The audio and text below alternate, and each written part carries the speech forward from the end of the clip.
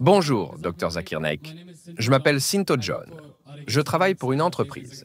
Je suis chrétien et je crois fermement que Jésus-Christ est mon Dieu. Je sais bien que les musulmans considèrent Jésus-Christ non pas comme un Dieu, mais comme un prophète. Ma question portera donc sur l'interdiction du porc en islam. Pour commencer, ma première question est la suivante. Croyez-vous en tous les mots de Jésus et ses miracles qui sont mentionnés dans la Bible? Et si c'est le cas, laissez-moi vous expliquer une chose. La raison pour laquelle les chrétiens croient que le porc n'est pas interdit vient de l'Évangile, où Jésus dit que ce qui entre en vous ressort, mais ce qui vient de votre cœur, c'est ce qui rend un homme pur ou impur. Si vous considérez cela, alors pourquoi cela contredit la parole de Jésus, car le porc est interdit en islam? Et pour conclure, selon vous, quel était le message de Jésus à travers ces paroles? Avant de répondre à votre question, j'aimerais remercier le président du Prix international du Saint-Coran de Dubaï, M. Ibrahim Boumala, ainsi que le vice-président, le Dr Saïd, pour nous avoir donné cette merveilleuse opportunité. Je prie le Dieu Tout-Puissant qu'il donne plus d'opportunités aux gens de Dubaï pour entendre de telles conférences, afin que de plus en plus de gens reçoivent la hidayah, la guidance. Inch'Allah, Inch'Allah, pour que les gens acceptent l'islam. Le frère a posé la question. Est-ce que je crois aux miracles de Jésus-Christ mentionnés dans la Bible? Frère, je crois à tout ce qui est mentionné dans la Bible, si cela correspond au Coran. Si cela va à l'encontre du Coran, je n'y crois pas. Si cela ne va pas à l'encontre, mais ne correspond pas non plus, c'est ambigu. Tout ce qui correspond au Coran, j'y crois. En ce qui concerne la deuxième partie de la question, vous dites que l'interdiction du porc a été annulée parce que Jésus-Christ, paix sur lui, dit que ce qui entre en vous ressort et que les choses qui viennent de votre cœur sont ce qui rend un homme pur ou impur. Comment cela annule-t-il l'interdiction du porc? Vous ne réalisez pas que cela signifie que vous ne lisez pas la Bible. Jésus-Christ, paix sur lui, dit lui-même dans l'évangile de Matthieu, chapitre 5, versets 17 à 20. Ne croyez pas que je sois venu pour abolir la loi ou les prophètes. Je suis venu non pour abolir, mais pour accomplir. Car en vérité, je vous le dis, tant que le ciel et la terre ne passeront point, il ne disparaîtra pas de la loi un seul iota ou un seul trait de lettre, jusqu'à ce que tout soit accompli. Celui donc qui supprimera l'un de ces plus petits commandements et qui enseignera aux hommes à faire ainsi, sera appelé le plus petit dans le royaume des cieux. Mais celui qui les observera et qui enseignera à les observer, celui-là sera appelé grand dans le royaume des cieux. Maintenant, vous prenez un autre verset qui dit que ce qui entre en vous ressort et que ce qui vient de votre cœur compte. Où cela signifie-t-il que vous pouvez manger du porc? Vous contredisez votre Dieu, Jésus-Christ, paix sur lui. Il dit, « Ne croyez pas que je sois venu pour abolir la loi ou les prophètes. Je suis venu non pour abolir, mais pour accomplir. Jusqu'à ce que le ciel et la terre disparaissent, pas une seule lettre ou un seul trait de lettre ne disparaîtra de la loi. Et quiconque enfreindra une seule loi ou un seul commandement sera appelé le plus petit dans le royaume des cieux. Quiconque les observera et les enseignera sera appelé grand dans le royaume des cieux. À moins que votre justice ne dépasse celle des scribes et des pharisiens, vous n'entrerez pas dans le royaume des cieux. Donc, si vous voulez aller au paradis, vous devez suivre chaque commandement de Moïse. Paix sur lui. Ce sont les enseignements de Jésus. L'Évangile selon Matthieu, chapitre 5, versets 17 à 20. D'accord.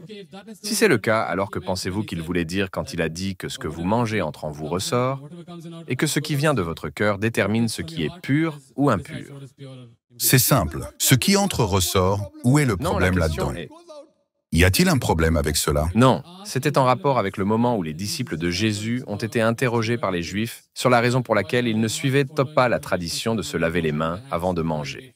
C'est alors que Jésus a répondu « Ne comprenez-vous pas que ce que vous mangez n'a pas d'importance, que ce soit pur ou impur? Ce que vous mangez entre en vous et ressort. » Il n'a pas dit que peu importe ce que vous mangez, que ce soit pur ou impur, cela n'a pas d'importance. Ce que vous dites n'est pas mentionné ainsi dans la Bible. Non, il est mentionné dans la Bible que ce que vous mangez... Est-ce qu'il dit que ce que vous mangez, que ce soit pur ou impur, cela n'a pas d'importance? Est-ce qu'il a dit cela? Non, je suis désolé. Ah, d'accord. S'il vous plaît, n'ajoutez pas vos mots dans la Bible. S'il vous plaît, je cite ce qui est vérifiable. Vous pouvez vérifier. Je cite tous les versets de tête, car je n'ai pas la Bible sous les yeux. Ce que vous faites, c'est insérer vos propres mots dans la Bible. Non, mais il a bien dit que ce que vous mangez ressort de vous.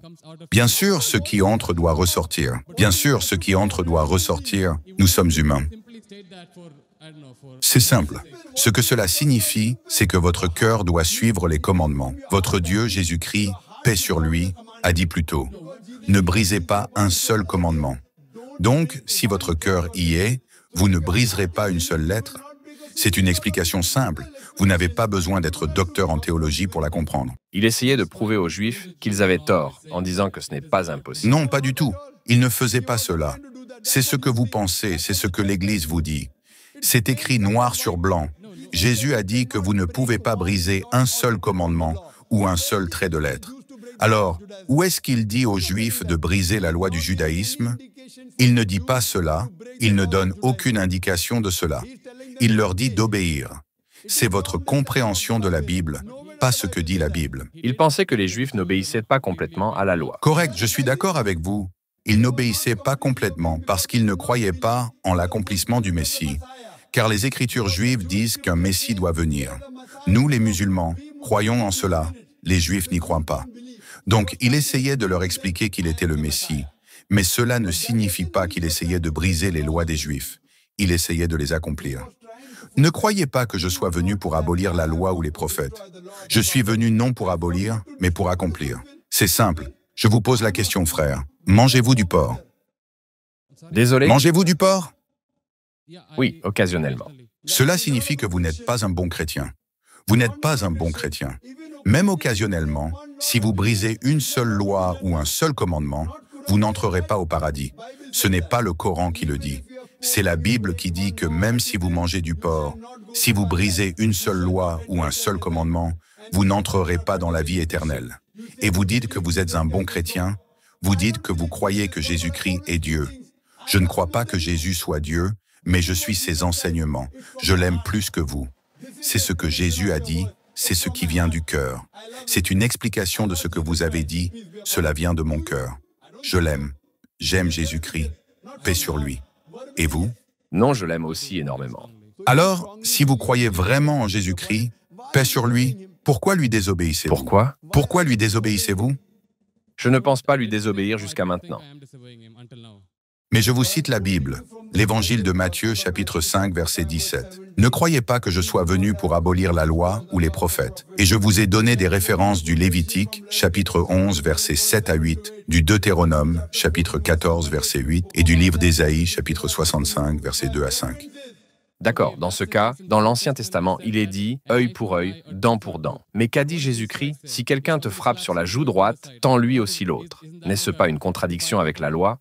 Non, il ne contredit pas. Je vais vous donner la référence de ce que vous citez. C'est de l'Évangile de Matthieu, chapitre 5, verset 38. Je vais vous donner la référence. Je ne veux pas la référence, je veux une réponse à ma question. Mais d'abord, je vous donne la référence, puis je vous donne la réponse. Je donne toujours des preuves. Vous croyez sans preuve. Je suis un homme de preuve avec des références tirées de vos Écritures. D'accord, d'accord. Évangile de Matthieu, chapitre 5, verset 38. « Il a été dit dans les temps anciens, œil pour œil et dent pour dent. Mais moi je vous dis, quiconque prend ta chemise, donne-lui ton manteau. Quiconque te force à faire 1 000, fais-en 2. Et quiconque te frappe sur la joue droite, tends-lui aussi l'autre. » Cela ne signifie pas qu'il est contre cela. Il disait, il a été dit dans les temps anciens. Mais ces deux lois ne correspondent pas. Elles sont totalement différentes. Elles sont totalement opposées l'une à l'autre. Mais ce que Jésus-Christ, paix sur lui, essayait de dire, c'est de corriger les gens qui avaient mal compris la loi. Œil pour œil et dent pour dent signifie qu'il doit y avoir justice. Cela ne signifie pas que si quelqu'un, par erreur, joue au cricket et que la balle frappe ton œil, vous devez lui crever l'œil. Les gens avaient mal compris le message. Ils le corrigeaient. Vous avez mal compris le message de Jésus en disant qu'il a annulé l'interdiction du porc. Où a-t-il dit que vous pouvez manger du porc? Cela signifie juste que les gens ont mal compris, ils suivaient la loi à la lettre et ne réfléchissaient pas une seconde compréhension. Ce qu'ils devaient comprendre, c'est que s'il s'agit d'une erreur, comme quelqu'un jouant au cricket et que la balle frappe ton œil, cela ne signifie pas que vous devez crever l'œil du garçon. Vous devez suivre la loi et comprendre son sens. C'est ce que Jésus-Christ essayait d'expliquer. Je vous pose la question. Suivez-vous la loi de Jésus-Christ, paix sur lui, aujourd'hui? Si quelqu'un vous frappe sur une joue, allez-vous offrir l'autre? Il y a beaucoup de gens qui attendent dans la file. Allez-vous accepter cela? Désolé? Il y a beaucoup de gens qui attendent dans la file. Allez-vous suivre la loi de Jésus-Christ, que si quelqu'un vous frappe sur une joue, vous offrez l'autre? Non, car c'est faux. Selon vous, c'est faux, mais en même temps vrai? Vous croyez que Jésus-Christ est votre Dieu, paix sur lui? Oui. Donc si quelqu'un vous frappe la joue, offrez-vous l'autre joue? Il y a beaucoup de gens aujourd'hui qui pourraient le faire. Je n'ai pas bien compris, ce n'est pas clair. Le verset de la Bible qui dit « Si quelqu'un te frappe sur une joue, offre-lui l'autre ». Oui, Croyez-vous en cette loi? oui, Donc, si quelqu'un vous frappe, vous offrez l'autre joue? exactement. Si je ne le fais pas, cela signifie que je désobéis à sa loi. D'accord. Supposons que je vous dise qu'à partir d'aujourd'hui, tout le monde viendra vous frapper la joue. Allez-vous toujours le faire? Eh bien, cela dépend de la profondeur de ma foi. Si je suis vraiment un croyant fort, alors je le ferai. Je n'ai encore jamais vu un chrétien offrir l'autre joue.